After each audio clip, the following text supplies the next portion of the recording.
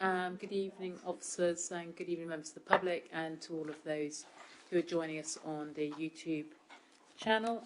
So our planning committee meeting this evening, the 26th September. I'm Councillor Iona Parker and I'm chairing the meeting this evening. Just a few housekeeping matters. We're not expecting a fire alarm. If one goes off, we need to exit by that door in that corner. And please can really make sure their mobile phones are turned off or switched to silent. Thank you. So I'll move to item 1 on the agenda, which is apologies for absence. We don't have, do we have any apologies? No apologies this evening. So we'll move on now to item 2 with declarations of interest. Members, I'll make a joint declaration on behalf of all of us in relation to application 23/00266, full as the agent is related to a member of this council, and I will also make an non-pecuniary declaration myself in relation to the first application at Ridgewell. As the chairman of the parish council is known to me, I will haven't discussed this application with him, and I will remain and vote. Are there any other members who have declarations to declare? Councillor Abbott. Thank you, Madam Chairman. Yes, the 5C application at Rivenhall, I've thought very carefully about this. Although the application is, in essence, about 2 trees, the recommendation is to reconfirm the entire consent. And as I sort of led the charge in opposing it at this committee, and also took part in the planning appeal, asking the inspector to refuse the appeal, I would consider I'm predetermined in terms of the entire consent, so I will leave for that third item. Thank you, Councillor Abbott. Councillor Ritchie. Thank you, Madam Chairman. Non-pecuniary interest, please, in item 5B, application number 23/00266, full. I believe that the applicant is known to my partner through her equestrian links with Cotton Park, but I've not discussed the matter, so I shall remain, debate and vote on the item. Thank you, Madam Chairman. Thank you, Councillor Ritchie. 1 moment, please.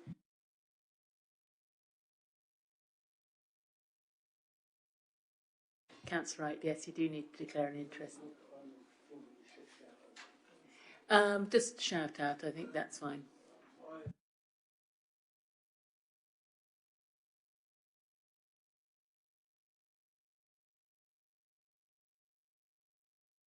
Thank you, Councillor Wright. We'll now move on to item 3, which are minutes of the previous meeting. The minutes of the previous meeting of the 5th of September have been circulated to all members. Would anybody like to move that we approve these as a correct record? Thank you, Councillor Ritchie. And can I have a seconder, please? Councillor Baz-Flint. All those in favour of approving the minutes? That's approved. Thank you very much, members. Item 4 is public question time.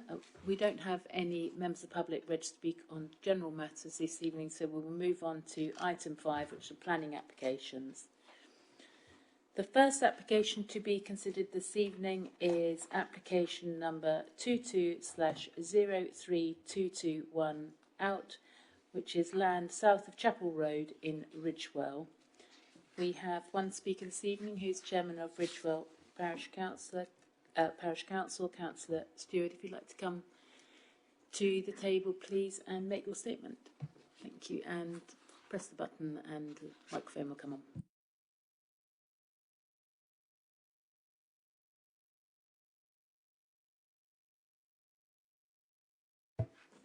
Marvellous.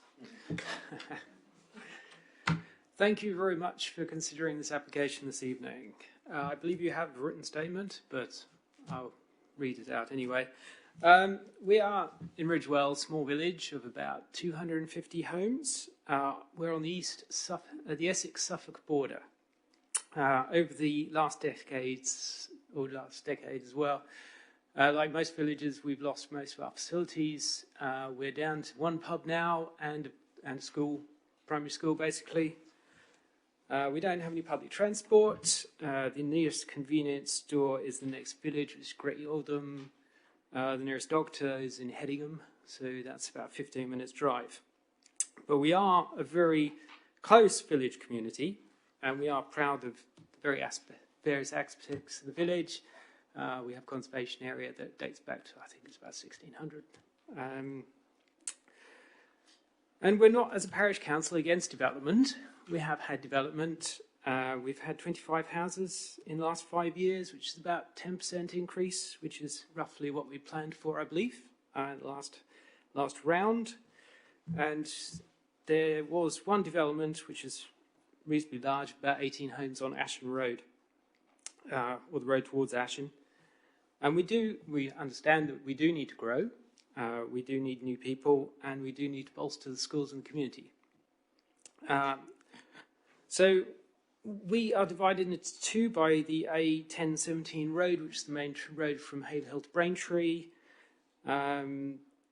This proposed development is outside the village envelope, outside the 30-mile-an-hour zone on that road. It's a long straight road. I think there may be some pictures in the application, and is well known for speeding approaching the village. Our speed watch group sit within the 30-mile-an-hour zone and measure people coming in, and frequently they're above 40 even in the 30-mile-an-hour zone. And I think in the application itself, the traffic survey, well, it doesn't surprise me. There are people travelling 80 miles an hour along the site every day in each direction. Not entirely sure what that is, but... I'm sorry, I only meant to have 3 minutes, but if you could just sort of wrap up quickly. That's fine. Thank you. I think it's the scale of development which required the residents to pull out onto that road, roughly probably about 50 cars a day, which is about 10% of the village. It's just dangerous, frankly, and Essex would be required to put some traffic calming in. And I've not even got into any of the other objections, but that'll do for the moment. Right. Thank you. Thanks very much. Thank you. So we now come on to the presentation, which Carol's going to be doing for us.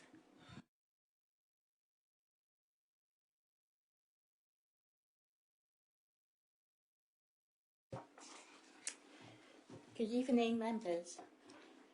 This application is related to a housing development. It is requesting for outline consent together with assets being determined. And the development is for 24 dwellings, including associated works. This shows you the location of the site. It's located to the northwest of Wychwell. The site is about 1.52 hectares in size. This aerial photo shows the location of the site where the red star is. So as you can see, Wychwell, the village itself is a small village, and there's a village hall with play area to the south, and there's a pub, and there's a primary school here and a church, and that's most of the village itself have very limited service and facilities. So this slide shows you the illustrative layout that the applicant has submitted to demonstrate how they can fit the proposed quantum of development. As you can see here, the main access will be taken from the A1017 highways. There will be a spine road leading into the site.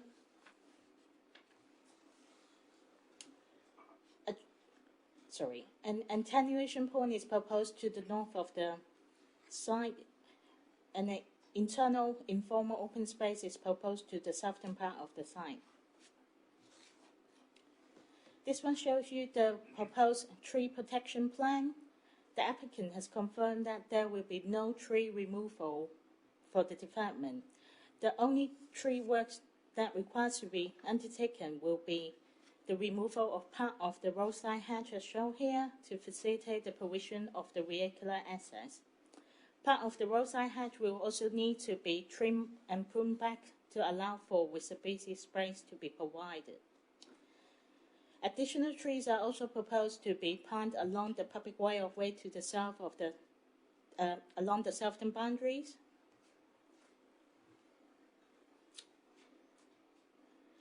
This slide shows you the proposed visibility sprays and the proposed footpath linking it back into the village.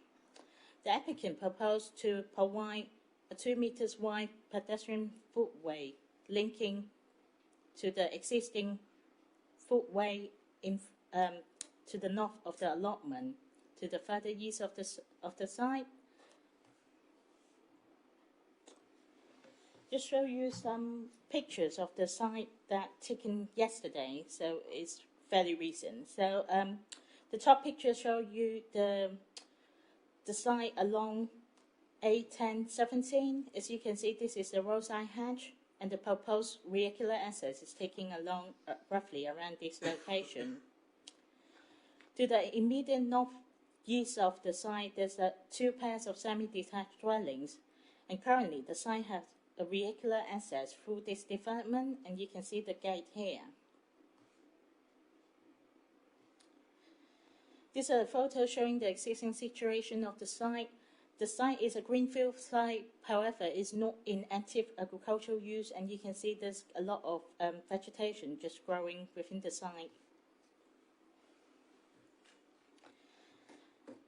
These are photos of the 2 pairs of semi-detached right next to the site. As you can see at the bottom here, these are the 2 pairs of semi-detached dwellings. And to the east of these 2 pairs of dwellings is the village allotment garden. And to the north of this site, this allotment garden, there's currently a footway linking back to the villages.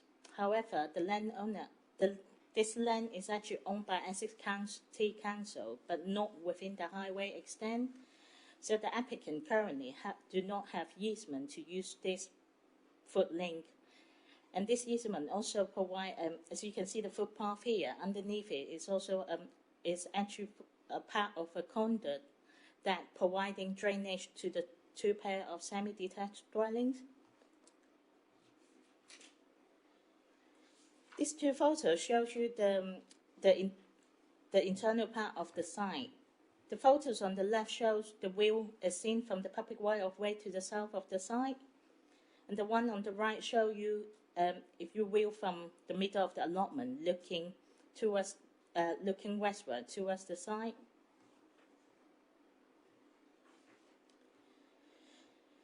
As part of the liaising process with case officer, the applicant has also proposed to provide an alternative footpath to the rear of these 2 pairs of semi-detached dwellings. So these 2 pictures aim to show you the existing situation to the rear of these 4 properties. As you can see here, there's quite a lot of planting here, and it's actually formed part of the 2 meters agreed landscape proposal when these 4 dwellings has received planning consent. So the applicant is proposing, if it's acceptable to the local authority and highways authority, it could be, instead of providing it to the north of these 4 properties, is to get remove the planting and to provide a footpath that is to the satisfaction of highways authority. So in summary, the scheme provides 40% of affordable housing. In terms of consultation, there's objection from the Parish Council that you have heard earlier from the representation, from the statement earlier. Parish Council has raised objection, mainly raising concern in terms of highway safety, connectivity issues with the site, infrastructure of the village, and existing drainage issues. There's also a technical objection from Highways Authority. There's 3 main points of the Highways objection. The first one is related to provision of visibility spray. The applicant failed to provide to demonstrate that they are in control of land that required to provide the visibility sprays, and it's actually in what third-party land. The second point is related to provision of a suitable pedestrian lane that I just mentioned earlier. And the third point is about access geometry. Highways Authority consider that the submitted drawings within the application itself currently do not provide a safe and efficient access geometry, and the applicant has not provided a road safety audit to demonstrate that it would be safe for residential use. In terms of the Section 106 planning contribution required from the development itself, there will be a need to provide public open space, equipped play areas, and the maintenance fee. The NHS has also required a financial contribution to increase capacity for the primary care network operating within the area. And there will also be a requirement to provide financial contribution to secondary school transport and libraries contributions.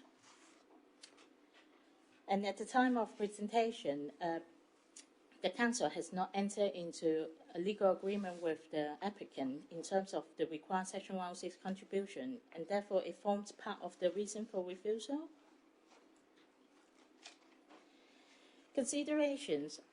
Officers consider that the site itself has poor access to surface and facilities, and therefore it will require heavy reliance on private car use. As mentioned earlier, the applicant failed to demonstrate the required visibility spray within their control or within the highway extent. In terms of the footpath, the same issues. It involved third-party land, and the applicant at the moment failed to demonstrate that they have the easement right granted by the landowner, and there's no legal agreement has been presented for the works proposed footpath work to be carried out on this third-party land. Officers also consider that the scheme itself will erode the landscape character of the area and represent an unacceptable form of development, urbanizing the open countryside area. And the last point is related to the roadside hedge. As mentioned earlier, it will require part of the roadside hedge to be removed to facilitate the provision of access, and that will require quite a big portion of the roadside hedge to be cut back and to be maintained at a low level in order to facilitate the transport movement. In terms of recommendation, just want to highlight that the applicant has lodged an appeal in terms of non-determination, and therefore members are requested to take into account of officer recommendation and consider if the council is in a position whether or not to accept the officer's recommendation to refuse the application. Currently, the council fails to provide to demonstrate a 5-year housing land supply, and it is a material consideration when considering this application. Officers have outlined the overall planning balance within the committee report. So even if there's a condition to control the housing mix to the acceptable mix of the council, officers still consider that the scheme will represent significant harm that will significantly and demonstrably outweigh the benefit of the scheme, and therefore members recommend to refuse the application if the council is in a position to determine the application. Thank you.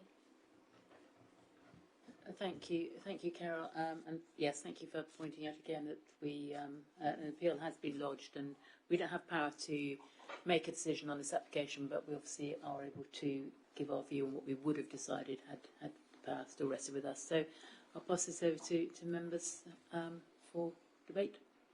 Anybody like to? Councillor Ritchie. Thank you, Madam Chairman. I think I'll kick off and then allow others to have their say. I think the first point to note is in the officer's report is that there's little difference between this and the last application that came up, which I think is really disappointing. We've had to consider this again, albeit under the banner of non-determination. and how we would have concluded this on officers' recommendations. I think what we've got to back us up on moving for refusal for this application is a statutory objection from Essex County Council. I think this is by far the strongest area for us to refuse, or to have gone down the line of refusing this application. The displays are well outside of the control of the applicant. Therefore, there's no way they could demonstrate being able to provide that display within Essex County Council guidelines, and we don't get many objections from Essex County Council, so I'm more than happy to cling on to that one whilst it's there and use that as our first point of using this to refuse the application. Obviously, housing within the village area is something which is needed, but I just think it's in completely the wrong area in this instance, and the size and the scale of the development which is being proposed way exceeds what would be incongruous to that kind of setting within the village of Ridgewell. So therefore, I would support, if we had been voting on this, to refuse the application on this occasion. Thank you, Madam Chairman. Thank you, Councillor Ritchie. I think now Councillor Shreer. Thank you, Madam Chairman. I think Councillor Ritchie was looking at my notes when he made his first statement, because my comments were going to be very strongly on the fact that in 7.14 in the report regards Essex County Council, the highways, safety is obviously an issue and concern, and ingress and outgress onto that road has obviously been highlighted by highways, and I think that is enough said on just that aspect alone. Thank you. Thank you, Councillor Shreer. Now Councillor Abbott. Thank you. I don't know if it's been seconded yet, but It hasn't actually been moved yet, but we'll leave that to the all right, well, I'm happy to the move. end. Oh, yes, we do. That's right. Yes, Sorry, that's change right. of plan. Getting ahead of myself. Quite right, Madam Chairman. Yes, I agree with the two previous speakers. This is an unallocated site in the local plan, and as we've often discussed, we've done so much work on the local plan, and we need to, when and where we can, stick to it. Unsustainable location. The parish council objects, and as has been said, we have a very rare highways objection. We don't often get them, and it's that I wanted to focus on, really, because I am very concerned about the inconsistencies from Essex County Council, and I won't go on about all the comparisons that could be made, but this is an A road with a 60-mile-an-hour limit, from what I can gather from the report, where the access would come out. And yet Essex County Council did not object in Silver End to several hundred metres of hedge coming out on a 30-mile-an-hour road, on an unclassified road. There's no consistency there at all. But I think what that does speak to is the last point on the officer's presentation, which was the likelihood that we would lose a lot of that roadside hedge. Because I think if this did come up for approval, that issue would then come back and they'd say, well, you've got a roadside hedge, we've got to have big displays, it's an A road and a 60. So I'm wondering, Madam Chairman, if we have enough grounds to add that to the reasons for refusal. I'd like to request that we consider that, because I think it's a significant consideration in a rural location that could well happen. Thank you. I'll just ask the officers for their views on that point.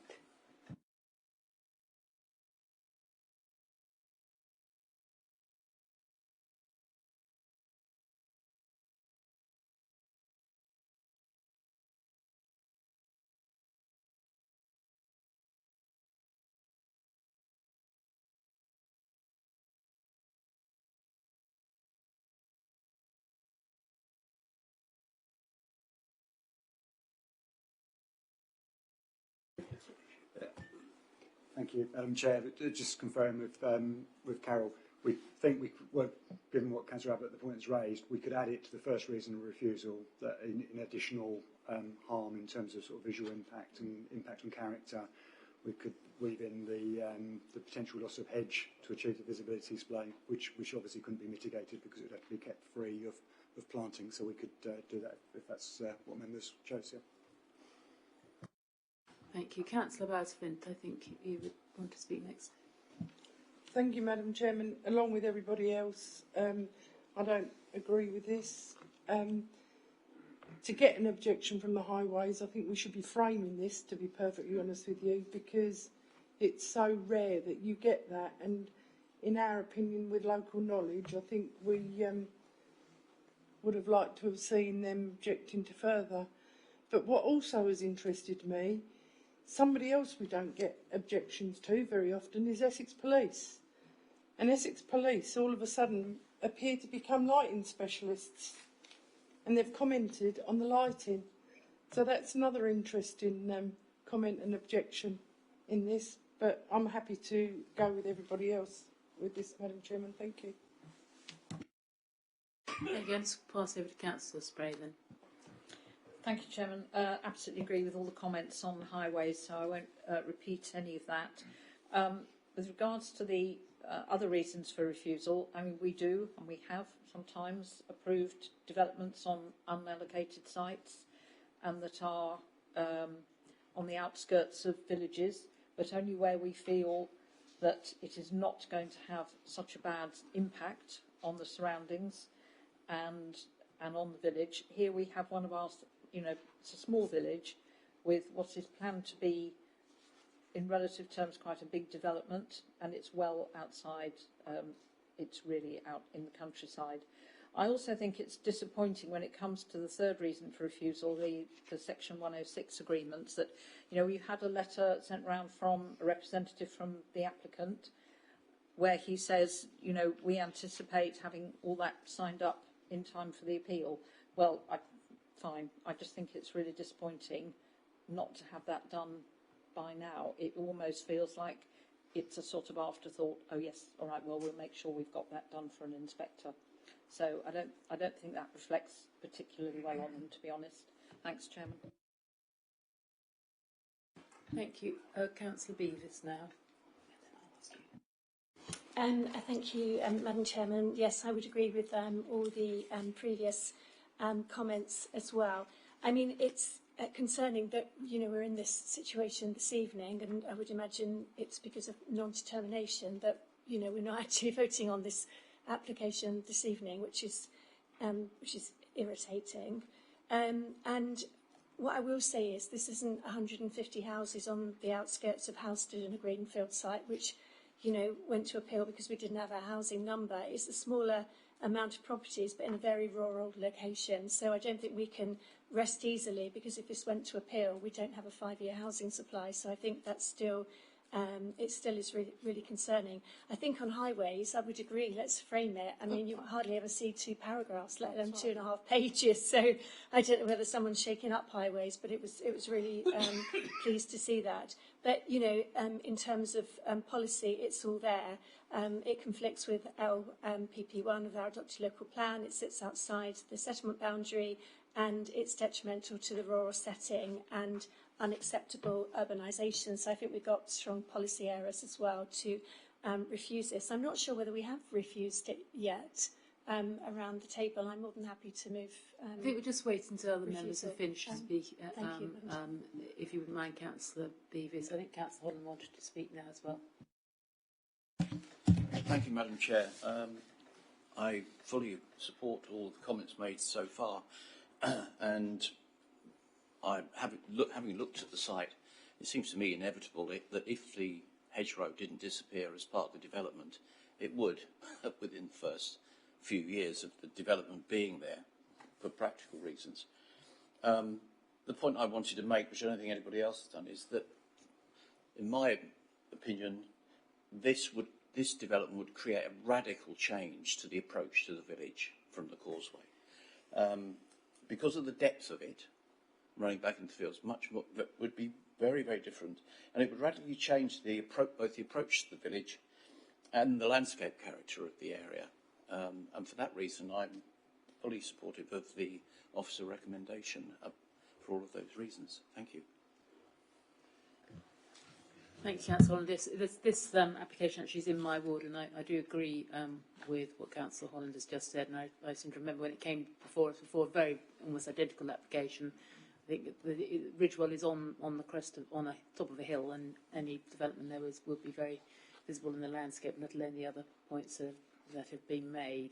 And I would also say to members that I know the Ridge will have allocated land as part of the local plan process for the additional housing that Councillor Stewart remembered, and really that is the correct process for considering extensions to village envelopes. Anyway, does any other member wish to make any comments? If not, could I have a mover of the officer's recommendation?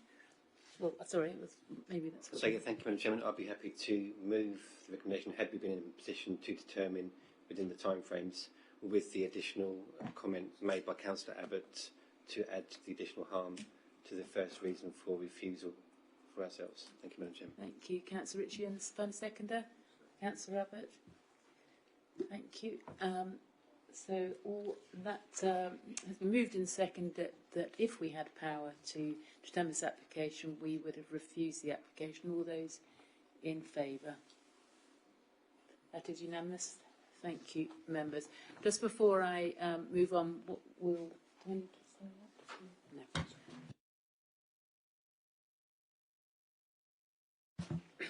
No. Thank you, members. That application has been refused. If we had power to do so. So I'll now move on to the next application, which is application number 23/00266 full Parkgate Cottages, Beasley End, Weathersfield.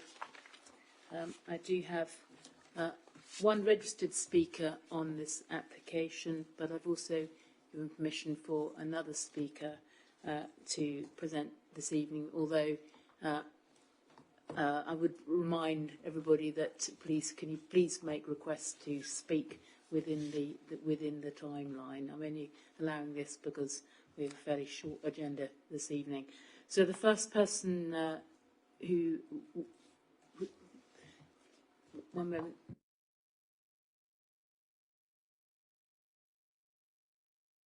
So the first person to speak this evening, can I call Miss Sharon Peters to the table? Thank you. I just remind you, you've got 3 minutes. Okay, good evening. I'm really not in my comfort zone doing this, so please bear with me. Good evening to all the committee members.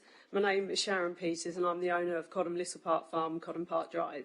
I'm here tonight to object to Mr McStravitt's planning application to build a new steel frame building on the triangular piece of no man's land which he has purchased recently. The land parcel is adjacent to Parkgate Cottages and opposite Highview Cottages located on my private driveway. The application site does not have its own access from the highway.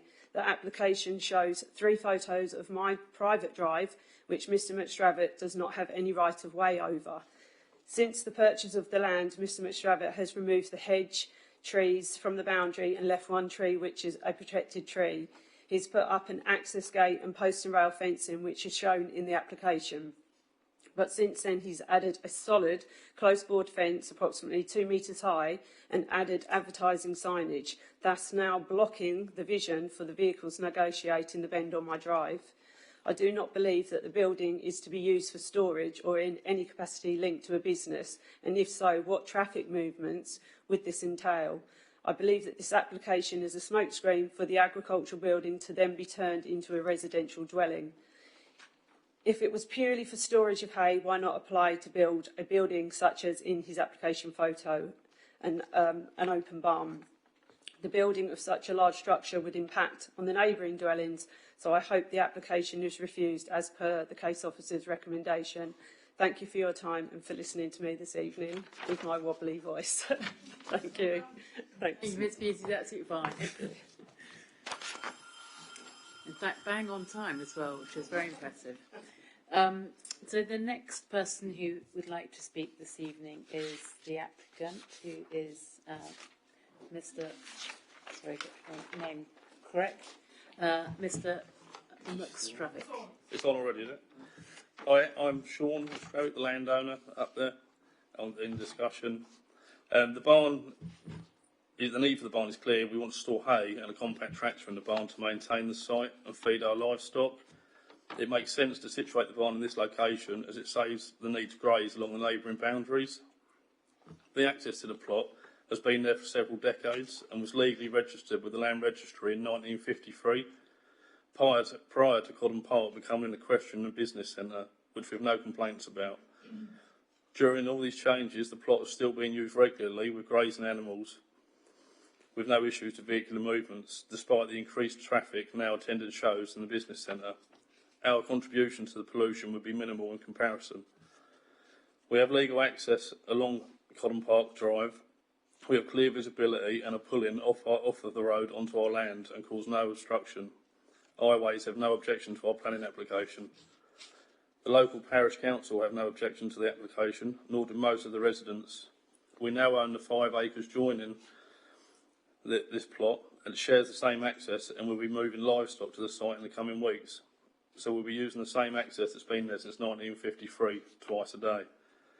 I'm sure you can appreciate us not having dry storage will increase us having to bring feed to site throughout the winter months.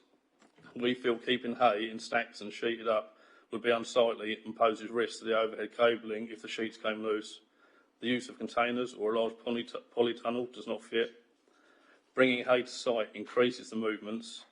Also, when we cut the hay next year, it would mean us moving it all off-site to bring it all back. The TPO on the tree causes no issue to what we are proposing.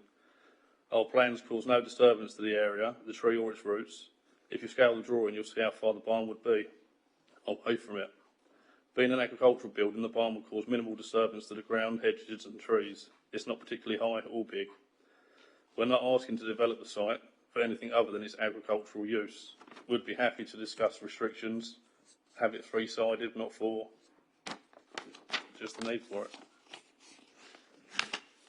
Thank you. Could you turn the microphone off, please? Thank you. Is that not going off?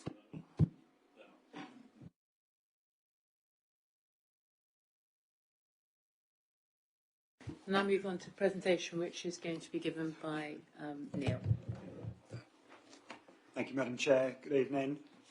So the application is a full application for the erection of a steel frame building describes an agricultural barn, which is on land adjacent to Cotton Park Gate Cottages, which is at Beasley End.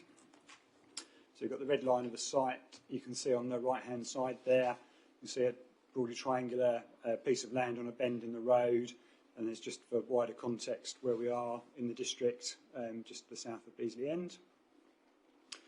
So this is the site at the moment. Currently no permanent structures on there. The site is crossed by a couple of electricity lines, so just running across here and across here as well. And there is a sort of piece of infrastructure here connected with the power lines within the site. The gated entrance, which you heard discussed when residents and the applicant were speaking, is just here. These are residential dwellings that were referred to when the neighbours spoke. There's a stable building just up here, and the public highway is down here. So this is the drive. So you'd come in off the highway here, up around the corner, and the entrance to the site's here. This is the TPO tree, which was mentioned and is referred to in the report. And this is the proposed block plan. So you can see the building is proposed back towards the back corner of the site here, accessed along this hedgerow here. So just an annotated version, which is slightly clearer. You can see the power lines shown pink on this drawing, or shown more clearly in pink on this drawing. So the building is approximately 10.4 metres square, built around 3.5–4 metres off the hedgerow on this northern boundary here. And there's approximately 2–2.5 metres just off this boundary here. Again, this is the TPO down here. So some plans showing the structure here. So just for clarity, when members will have looked at the drawings, there was a photographic image on one of the drawings which showed an open-sided barn, but the actual drawings, as you can see here, show an enclosed structure. So you can see here, front doors, pitched roof, sort of normal sort of appearance, I guess, that you would maybe see an agricultural building. So you've got to the ridge height, 4.7 metres, 2.8 metres to the ridge. to the eaves, I should say, and that's just the other elevations. So there was some drawings which were provided to show how the building could be used internally, so sort of suggesting storage of hay bales. And as you heard from the applicant there at question time, setting out what the proposed use is. I think part of the issue that we've had in dealing with the application is set out in the report. There's no clear justification or no justification at all really provided within the application to explain what the building was to be used for, what the justification was, what led to this site being used. And whilst some of that information has been provided by the applicant speaking earlier, that really needs to be part of the application. I'd also say that if land is owned adjacent to the site and forms part of the justification, that should be shown within the planning application as well and denoted as a blue line in addition to the red line of the application site. These are some photos of the site which hopefully you can see. So this is looking at the gated entrance here. This is the fence which you heard referred to. You can see one of the posts supporting the power lines going over the site. That's looking into the site. So this is along the northern boundary, so the building will be going back towards this corner back here. That's looking, just peering over the gate. So this is part of the equipment that goes with the electricity power lines. Some site clearance has gone on here previously. And then this is sort of looking over the fence, or holding the camera over the fence, looking back across the site. So again, the building will be going back in this corner back here. Again, you can see those power lines going over the site that I referred to. And then this is just looking along the bottom of the site where you can see that the fence, this is the TPO oak tree here. So you can see the fence has been constructed immediately at the back of the site. Sorry, at the back of the tree, I should say. But you can see as you come up the drive here, the site sort of sits quite elevated position. So that is part of the reason in terms of visual harm. We think there would be an issue because the building's not only sort of 4.7 metres to the ridge, it's already sitting on an elevated site relative to the surroundings and the public highway down here. So the report sets out in sort of more detail what the concerns are. I think there's a clear, or as far as officers are concerned, a clear lack of information to support the application that we would usually expect for a building of this type. So there's no clear justification provided within the application as to why the building is required, what its use would be, why this location was chosen. And really we need to understand that, A, to understand whether it is an acceptable form of development within the countryside, where obviously development is usually controlled in accordance with local plan policies. But we also need to be clear about whether the way that the building would be used is suitable in terms of its proximity to residential dwellings and the access arrangements that it has. So without that information, we can't safely make assumptions on how the site would be used and make a judgment that it would be acceptable. There is a concern about the potential impact on trees and hedges. No information was provided within the application on that.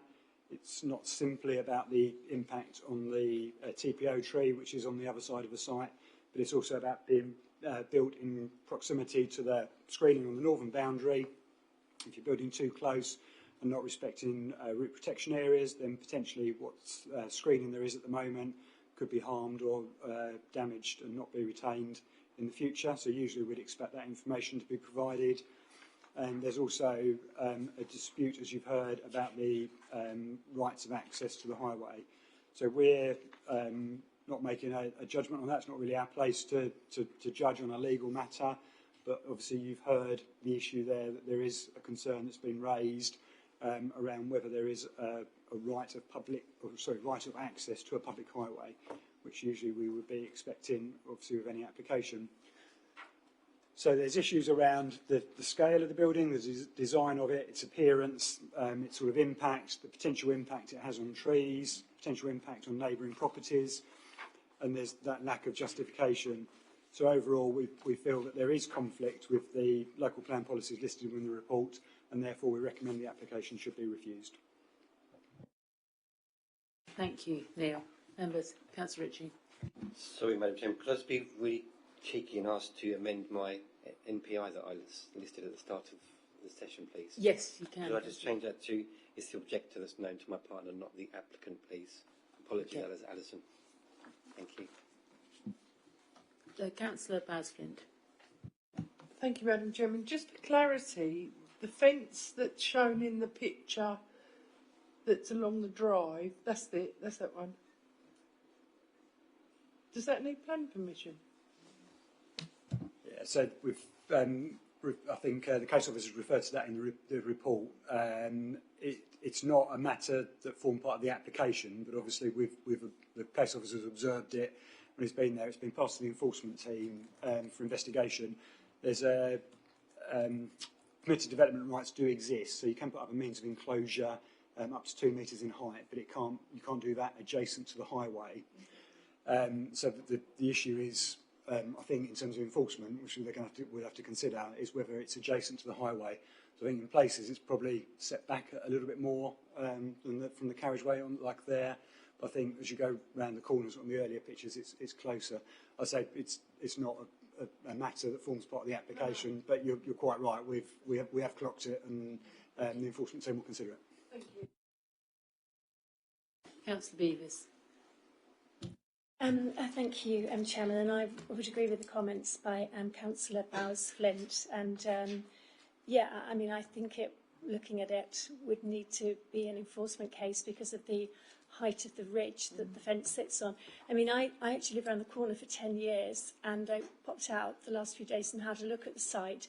And actually, there's quite a lot of fencing going up in the houses around there, including my old property, but nothing to the size and scale of that. So I think it's not particularly in keeping with the area. I would agree, and the rural setting, I would agree with the officers that there is insufficient evidence on the use of the barn. It just seems quite sizable for not a lot of activity currently.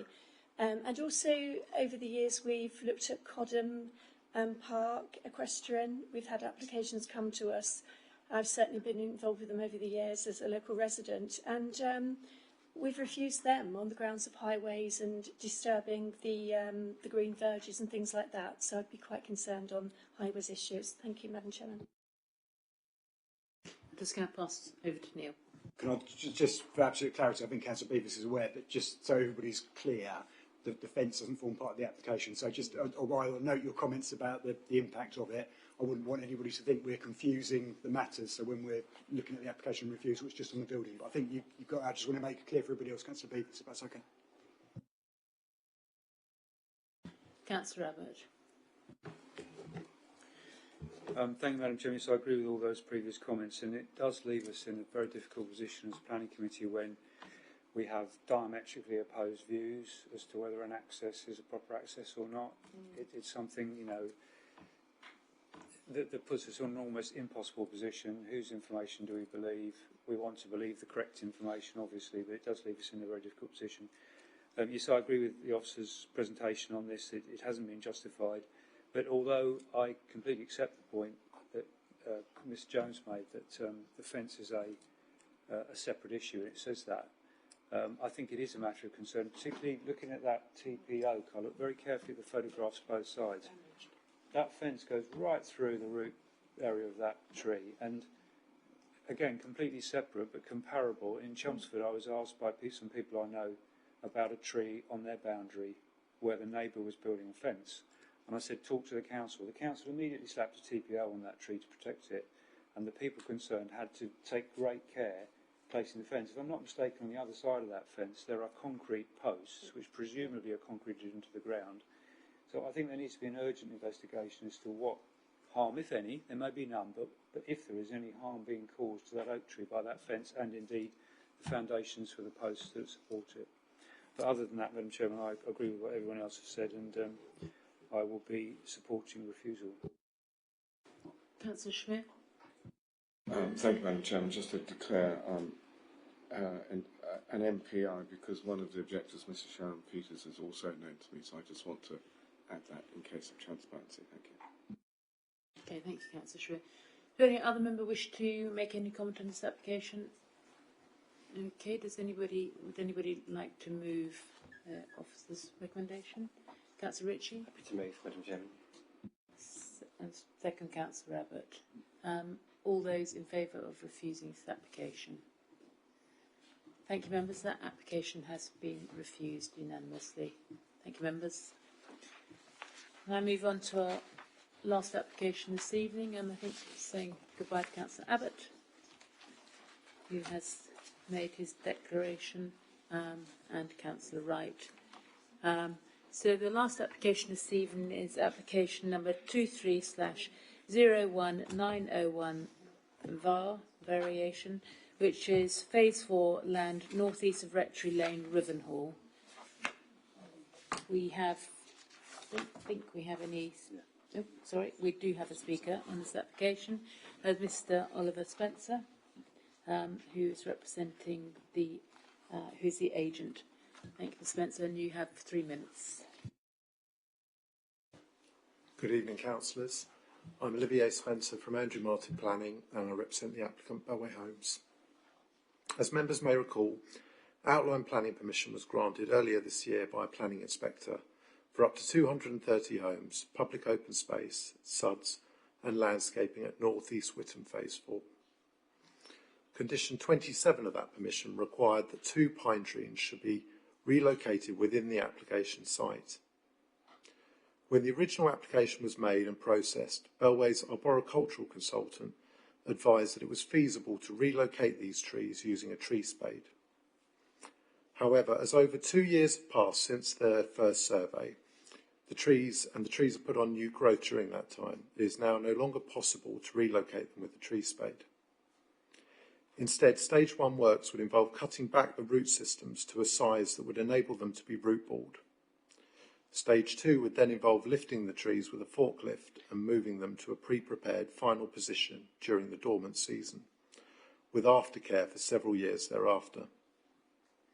These extensive works are far more costly than the tree spade option envisaged at the original application stage, and the complexity of root pruning and root balling in this way greatly increases the risk that the trees would not survive the stage 1 preparation works or the stage 2 translocation itself.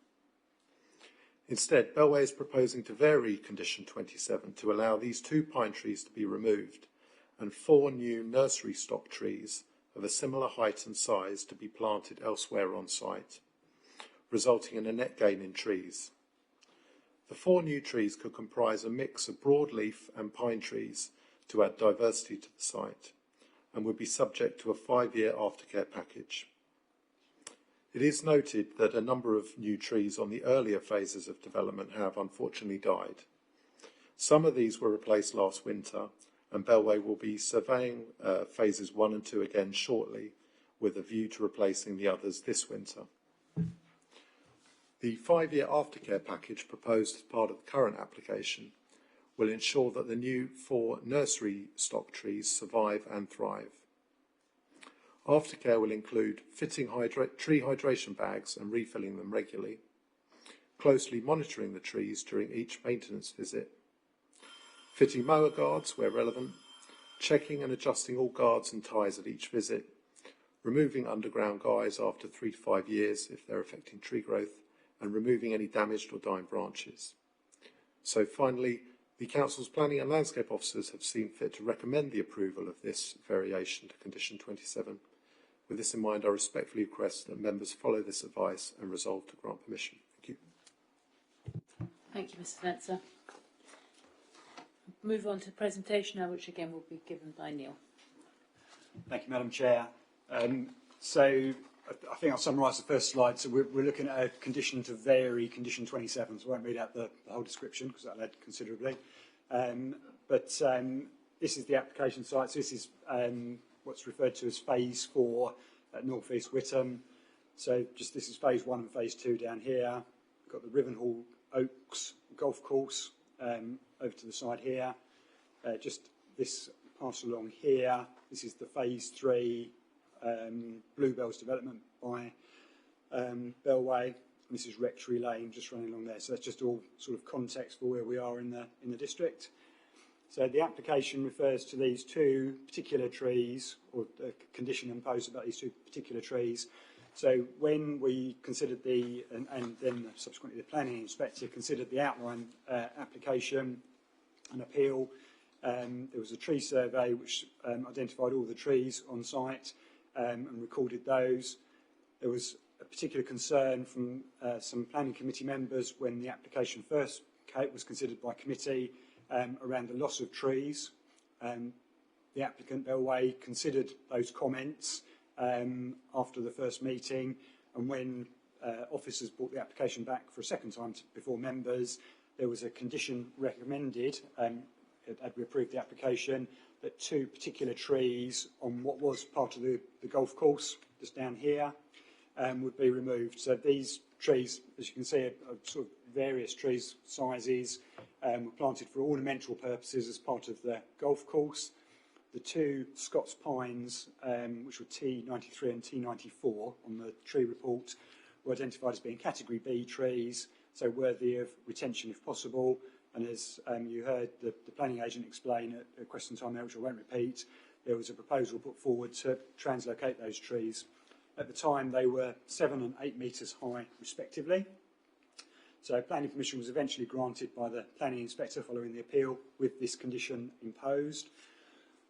Bellway are now drawing up their plans to bring forward the reserved matters and the detailed design of the scheme, and as part of that process they've gone to make sure or start the process of relocating the trees. When they've been surveyed, the trees which were, like I say, 7 and 8 metres high are now 8.2 and 9.1 metres, or sorry, 9.6 metres respectively. So they've grown considerably in terms of height, but also importantly in terms of their root structure, which is sort of shown here. In this image, you can just see these surface roots going on. So that adds significantly, I'm told by those who know, to the complexity of moving the trees, and it does also increase the risk as well. So that's what's led the applicant to reconsider whether this is the most sort of sensible way to approach things. So that we're willing to move the trees and go to the expense with the inherent risk that the trees may not take after they were moved. Or alternatively, what they're suggesting is that the condition could be varied. So a similar sum of money that was necessary to do those works to get the trees ready to move could be used to replace the 2 trees with 4 container-grown trees. And these are just shown for sort of illustrative purposes. So you can see on the left-hand side there, that's a sort of containerised pine tree in a nursery, which is sort of 6 to 7 metres in height. And there's on the right-hand side a sort of London plane tree, which has been planted again. That was relatively soon after it had been planted, a container-grown nursery stock. So the point that the applicant is making here is part of the reason we were keen to see those 2 pine trees moved is they would be instantly have a presence and be a focal point within the open space. So we were keen to see them be retained, but actually 4 trees of a similar size could be provided to have a similar or even greater impact initially as part of the open space. So these wouldn't be the only 4 trees that will be planted in the open space of the development. There'll be many more, but these would be the larger trees. So they're looking to vary the condition. So rather than moving the 2 trees that are identified, that we agree details with them for 4 trees, like I say, of an appropriate size and species, which could be used as mitigation. So there's no specification within the wording of the condition as is suggested to say what the trees would be. So they would be agreed with planning officers and our landscape services team. So it has been suggested for a variety. We could have a couple of pine trees and a couple of broadleaf trees, but like I say, that's something which could be discussed subsequently. But as we've set out in the report, both planning officers and the council's landscape officers are satisfied with the arboricultural assessment, the updated assessment that's been provided. We accept the argument that's been advanced, and we think this is suitable alternative mitigation for the 2 trees. So we would recommend that the condition is varied. As we've set out in the report, this would result in us granting a whole new permission with just condition 27 changing.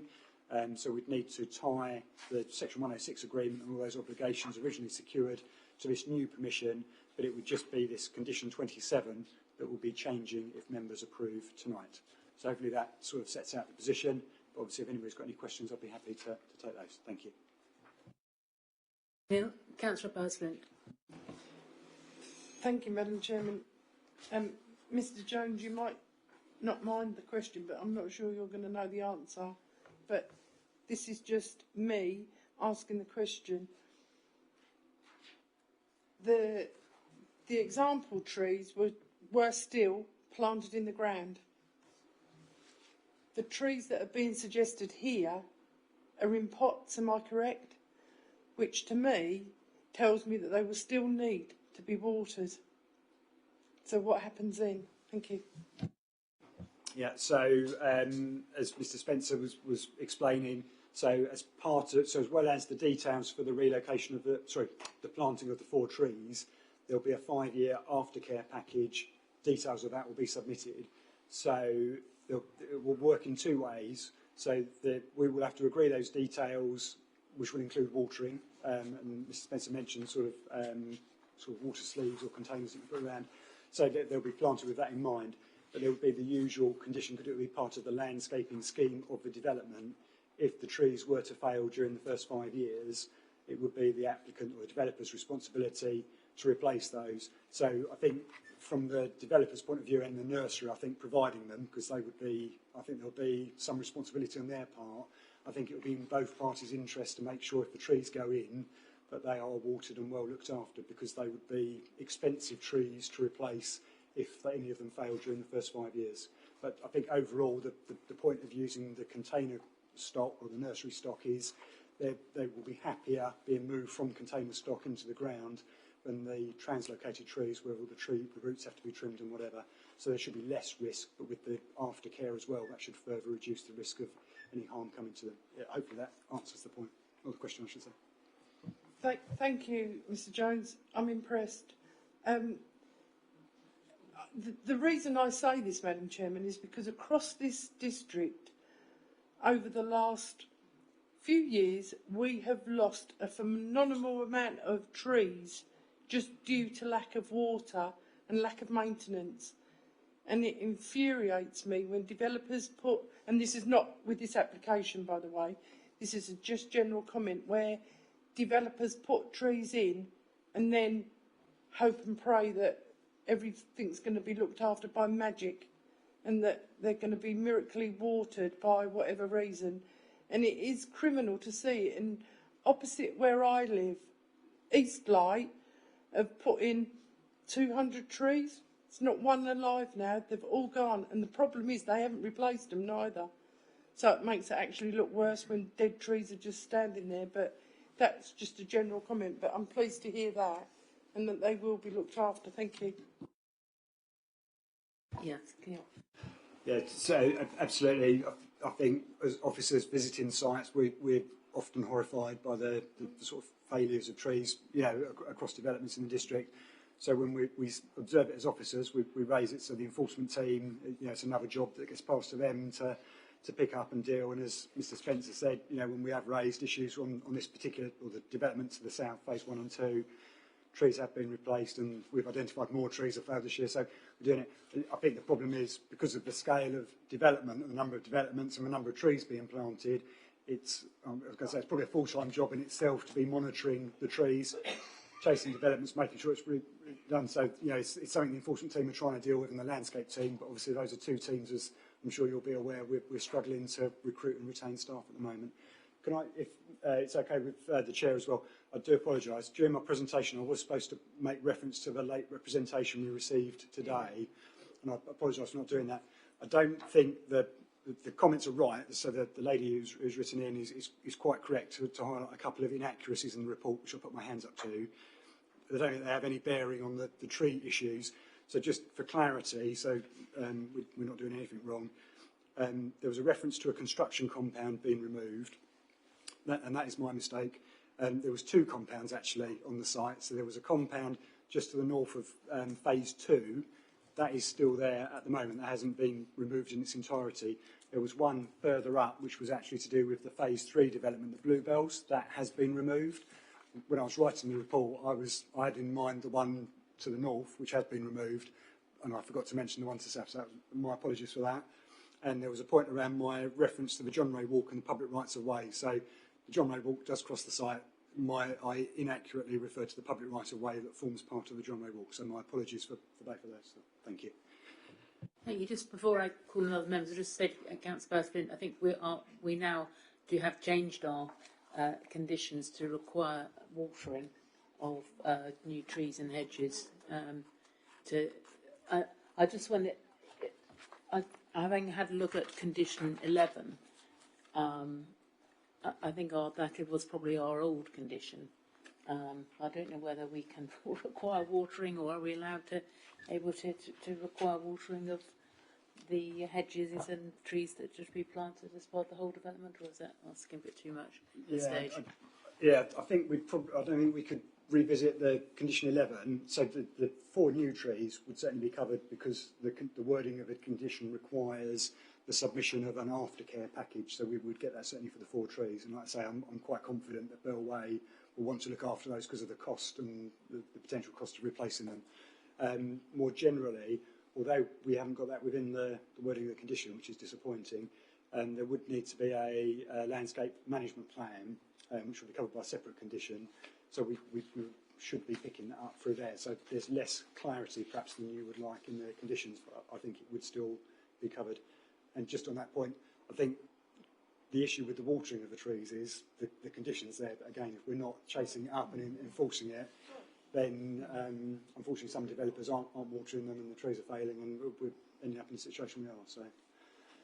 Well, I think that is a fair point, because if you're going to plant trees, you don't water them, might as well not plant the trees, quite frankly.